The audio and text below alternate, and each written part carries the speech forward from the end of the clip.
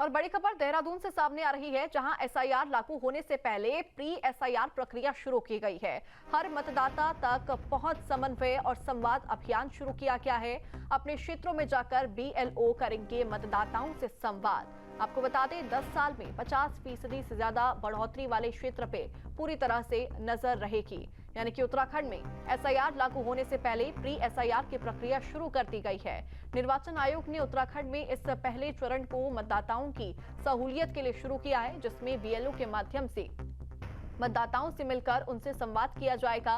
प्रदेश के सभी बीएलओ को अपने क्षेत्रों में जाकर हर रोज 30 लोगों से संवाद करने के निर्देश दिए जाएंगे। एसआईआर के इस पहले चरण के लिए राज्य के सभी जिलों में जिला और ईआरओ स्तर पर एक हेल्प डेस्क भी बनाई जाएगी, जिससे मतदाताओं को मदद दी जा सके। आपको बता दें, एसआईआर के इस पहले चरण में बीएलओ अपने क्षेत्र में जाकर हर मतदाता तक पहुंचकर समन्वय और संवाद अभियान के तहत कार्य करेंगे। इस अभियान के जरिए सभी बीएलओ मतदाताओं को एसआईआर से जुड़ी जानकारी देने के साथ साथ उन्हें सभी तरह के दस्तावेजों की भी पूरी जानकारी देंगे।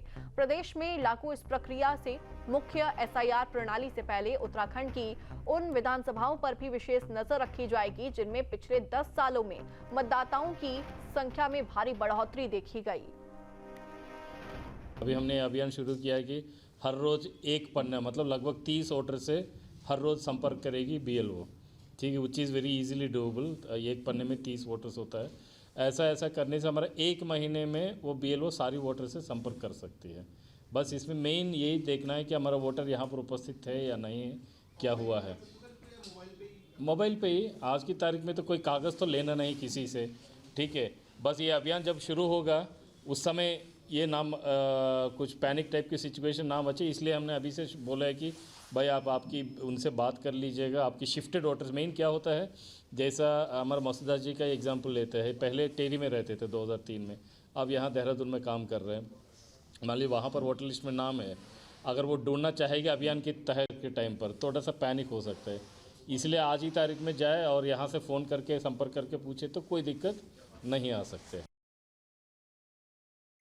कि जैसा कि आप देख सकते हैं कि जो एसआईआर की गतिविधि होती है, विशेष सघन पुनरीक्षण, तो इस स्पेशल इंटेंसिव रिवीजन में पहली बार नहीं हो रही है। इसमें 2052 से लेकर 2003 तक कई बार ये इंटेंसिव रिवीजन हुआ है और शुरुआती सालों में हर 5 साल में रिवीजन होता रहा। बीच के सालों में 2003 के बाद में हमारे राज्य में स्पेशल इंटेंसिव रिवीजन नहीं हुआ है, तो एक लंबा अवधि बीत जाने की वजह से एसआईआर करने का आवश्यकता पर निर्वाचन आयोग के द्वारा जो है कार्रवाई करने के निर्देश दिए गए थे। भारत निर्वाचन आयोग के एसआईआर प्रोग्राम में अन्य प्रदेशों में आ रही जटिलताओं को लेकर के उत्तराखंड में एक अध्ययन शुरू हो गया है।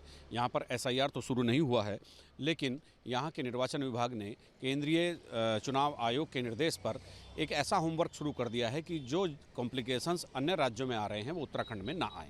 इसके लिए प्रत्येक मतदाता तक पहुँच और समन्वय और संवाद अभियान की शुरुआत की जाएगी।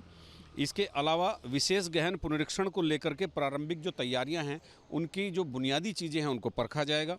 2003 की मतदाता सूची से वर्तमान मतदाता सूची की मैपिंग की जाएगी और हर मतदाता तक पहुंच बनाने का एक बड़ा कार्यक्रम, बहुत ही सघन और विस्तृत कार्यक्रम यहां पर जारी किया जाएगा।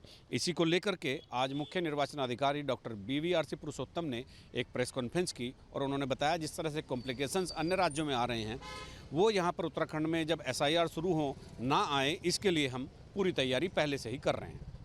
अपने सहयोगी कैमरामैन सोनी कुमार के साथ न्यूज स्टेट के लिए देहरादून से अजीत सिंह राठी। जहां भक्ति है हर शब्द में, कथाओं में छिपे हैं दिव्य रहस्य और ज्योतिष देता है जीवन को दिशा। धर्म से जुड़ी हर बातों को जानने के लिए हमारे चैनल स्तुति को सब्सक्राइब करें।